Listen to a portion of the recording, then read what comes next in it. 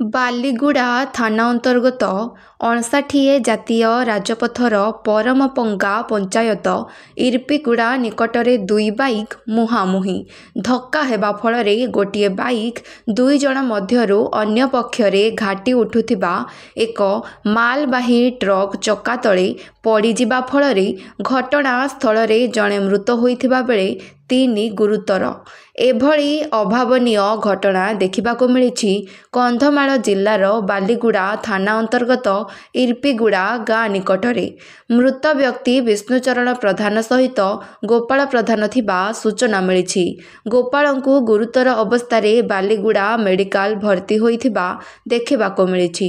ଅନ୍ୟ ବାଇକ୍ ଆରୋହୀ ମଧ୍ୟରୁ 2 ଜଣ ଗୁରୁତରଙ୍କୁ ବାଲିଗୁଡ଼ା ମେଡିକାଲ ଭର୍ତ୍ତି ହୋଇଥିବା ଦେଖିବାକୁ ମିଳିଛି।